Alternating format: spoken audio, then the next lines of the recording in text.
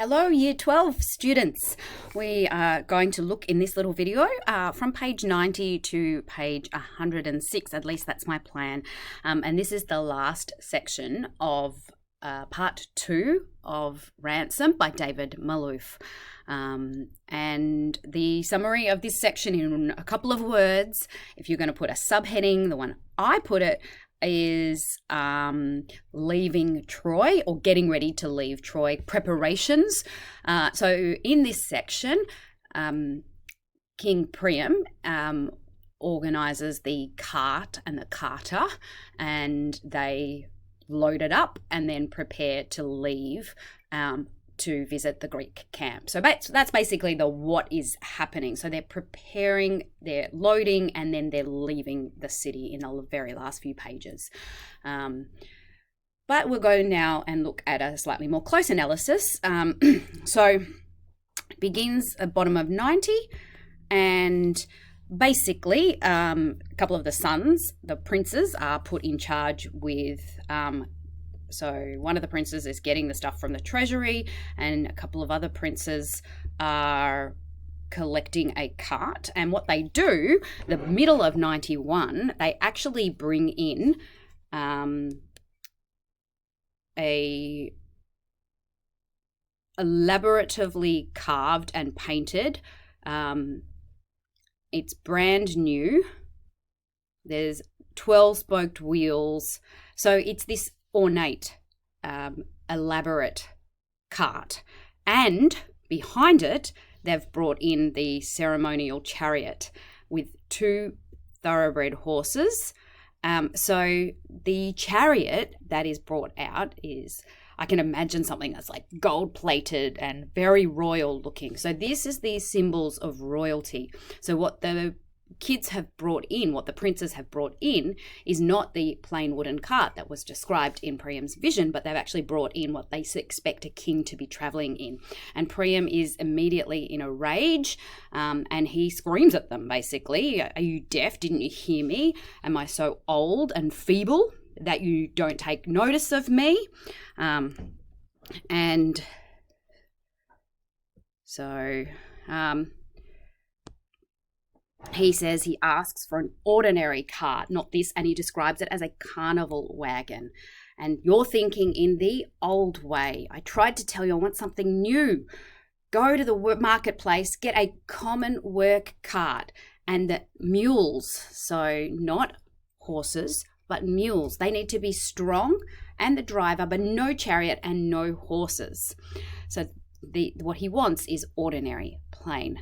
And because of this, we meet the man who could arguably be the protagonist, and this man is Somax. And we see a section that's coming up, and then much of part 3 is actually told from Somax's point of view. And many people have theorized that Somax is actually an insertion of the author's views and values himself, and that's because Somax does not exist in any of the original tales, in any of the original histories. It doesn't exist in the Iliad, and therefore some people say that he represents the author himself in the story. That's David Malouf. I don't know that that's something that's I think it's a theory. I don't think you could say it as fact, but it's certainly one way that Somax is interpreted. Somax is a stocky fellow. So he's bull-shouldered, shock-headed. He's got a spade-shaped beard. He's known for being reliable, but when he's had a drink or two, he's a bit of a madcap. So he's got a sense of humor, I guess. He's also known for being the owner of the 2 strong black mules. So he's comes in, and he's had never had any experiences with princes before. So at this point, 93, we start to see from Somax's perspective. So through the eyes of Somax. Remember that the style of narration is third person omniscient narrator. Now what that means, an omniscient narrator, means so the author himself can drop into any character's head at any point to see and present the world from their viewpoint. So the narration is third person omniscient narration, and we see the change and the shift in the narrator. So the narration from part 1 is all from the perspective of Achilles, but it's still third person. But then we switch to Priam, and now for sections we're actually going to flip between the viewpoint of Priam and Achilles. Priam and Somax, and we go back to Achilles again at the end. And so here it's the perspective of Somax and his view of the city of Troy. And he's dazzled by the cleanliness. Everything is white, and he notices the Trojans, the princes, they are so tall and their voices are thin and high-pitched, unlike his own, which is low and rough. So their voices even represent that difference, or that dichotomy, the juxtaposition between the two. Somax knows that he's here because of his mules. One of the mules is a charmer. Okay, this is a dainty little black thing. Beauty, her name is. She's smart. She's sweet. He has raised her himself by sweet talking her, but he talks so warmly and often of his little mule that people say and joke he's a little in love with the creature. So he has a strong relationship or strong emotional connection to Beauty, his mule. And so he recognizes he's not there in the palace for himself, but he's actually there because of Beauty. And now we, top of page 95, we notice the first meeting of Priam and Somax. And this is through the eyes of Somax. He notices how old the king looks. So that again is connecting to that idea about how the king is always seen as ceremonial and unchanging. So Somax, seeing him up close, notices how old he looks, his sunken cheeks. He's seeing that real man as opposed to the symbolic king. And now we switch to Priam, who basically says, you know why you're here. So, yep, I'm to drive to the Greek camp. And Somax, the carter, thinks that the king is coming close to smell him. And he's judging him or weighing him up. And Priam announces at the bottom of 95 that he likes the look of this fellow. And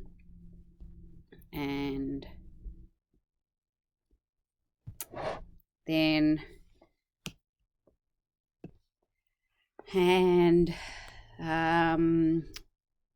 Somax's reaction is he likes the look of me. He wonders what his cronies or his friends at the tavern, or you can imagine him after this going back to the pub and saying, oh my goodness, look what happened to me today. I met the king. And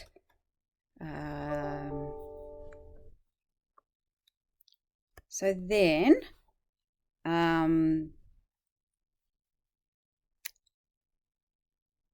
Somax's cart arrives with his mules. And at this point here, where I've just drawn this line, we actually jump to the perspective of Priam. And as you're reading this on your own, you really have to pay attention to the shift in perspectives. You just have to notice whose eyes you're actually looking through, because that perspective is actually an important thing that David Malouf is trying to really highlight, that difference between these two men, but then what they share as well, their shared humanity and the new perspective they learn from each other, particularly what Priam learns from Somax as an ordinary man. So Priam's quite happy because the carter resembles the figure in his dream. And then Priam makes another new decision. So this is the first new thing, is going off to something new and unprecedented, is going off to the Greek camp. But then he makes, from one bold decision, he's now led to another. And we're introduced to, now I don't know if it's Idaeus or Idaeus, I am reliably informed that it is Idaeus, but I've always said Idius in the past. Anyway, doesn't matter. You don't have to say it. You just have to write it in your essays. So the herald, and this point, it's interesting to note the description here that he's always had a herald for the last 50 years he's been king, but he's never asked whether it was the same Idaeus for the whole time. So he's never really even paid attention to whether his herald is the same herald or not across that time, but he's always been called Idaeus. And this is the symbolic nature of even this role of herald that is being highlighted. So the office and the name that matters, not the person. And so now Priam makes this new unprecedented bold decision, and he declares that he is going to give Somax the name of Idaeus. So from now on, your name is Idaeus. So the carter looks around him. He's like, what is going on? He rubs his nose with the heel of his hand vigorously. So even that body language describing his unease, presenting his unease. He glances about him. And there's a lot of unease that appears in this section of what he's decided on.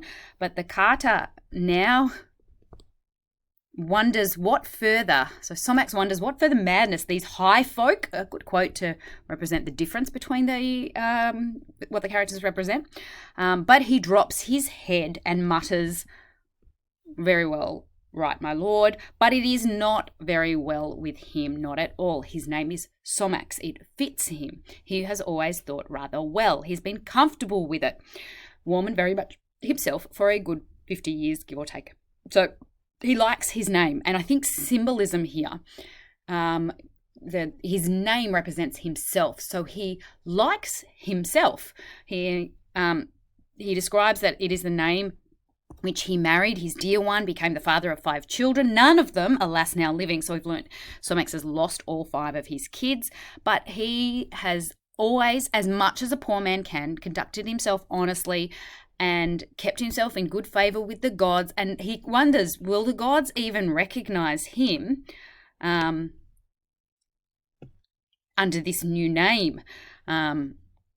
So from the perspective of Somax, we recognize that he is upset by his name being taken away, and he feels like that the life he's lived, the hardships, the losses he's suffered, the way he's forced himself to go on and endure, by the name being taken away, that all of his history that he has encountered is being set aside and make light of. This is what he feels, okay?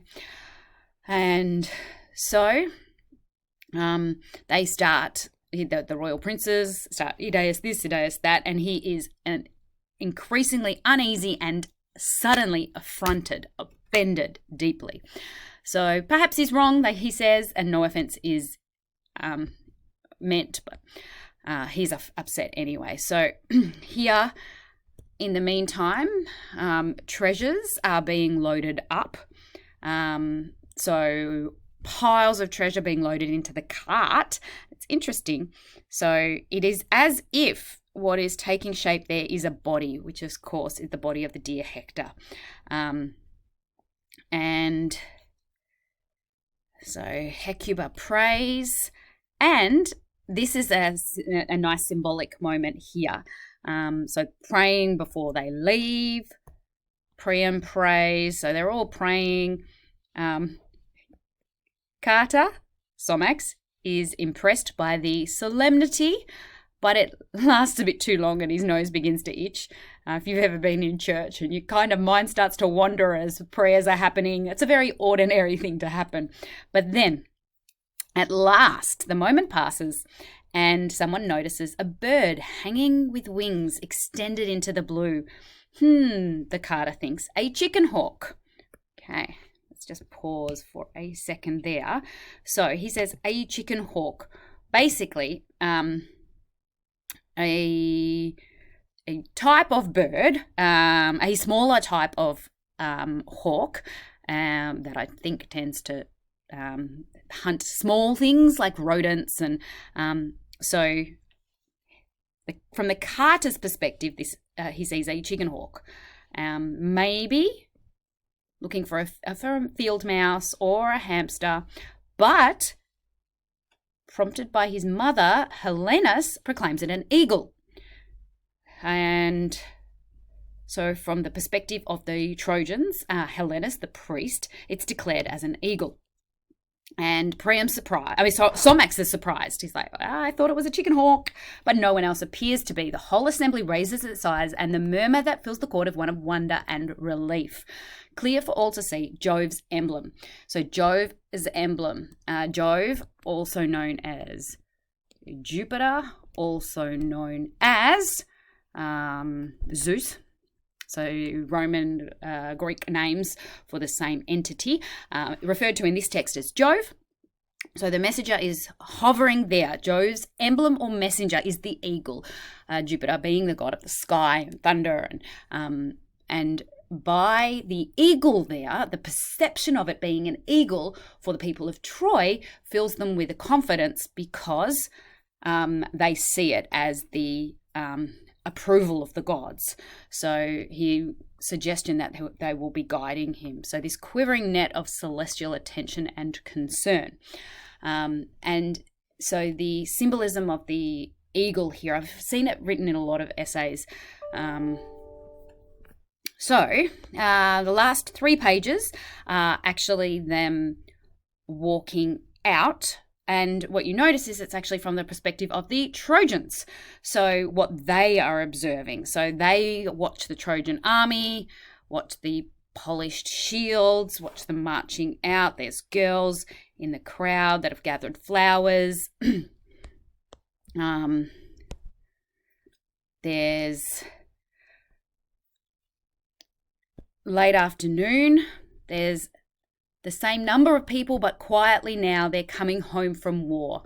And the same crowd of the citizens see their soldiers, their defenders come home, streaked with sweat, dust, bandages and bleeding, and some lie on pallets borne by, so some are dead basically. They're groaning or stiff in death. Others, I guess what's emphasized here is that impact of war. And this would happen daily, I guess, until 11 days ago when Hector was slain and all the fighting between the two sides was suspended. Okay, so now the news spreads and the people of Troy, like the ordinary citizens of Troy, gather again. And there's a description of the ordinary life of the people and all their normal activities that they would go about doing. But today, all this busy activity comes to a halt, and the people are trying to crowd the streets to see what's happening. And in the midst of this, they all bustle to see, find the nearest vantage point. And at 3 o'clock on the dot, a cart driven by 2 black mules, and driven by a man who the whole town recognizes as a simple carter, Somax, the son of Astragon, lumbers slowly out of the palace gates and downward towards the square. So on the crossbench beside the driver, a very stiff-looking Priam in a plain white robe. He is severely upright, with no staff in his hand, no amulet, or no armband. So he's dressed as an ordinary man, but he looks stiff and uncomfortable, perhaps also symbolizing the fact that Priam is uncomfortable with his human self, with his non-kingly self. So on the other side, stumbling a little, come the sons. So he describes the sons who have survived. And the driver is anxious. So Somax is anxious. He makes more fuss than necessary about negotiating over the cobbles. Priam sits stiff and square. So more descriptions of how uneasy Priam looks. And it is such an unaccustomed sight, so sober that the crowd, for all its high spirits, do not know how to react. They don't know if it's appropriate to cheer. Are they taking the money, the wealth, from safety to somewhere deep in the country? Is the king deserting them? What's happening? They watch the cart go by, and from the walls, they're buzzing now with the excited speculation. What's happening? What's happening? And they watch, and the cart lurches on with Joe's eagle sitting high above as the cart takes the road that leads across the plain. And there is a sense of anticipation that something has begun, something new, something unprecedented. And that is the end of part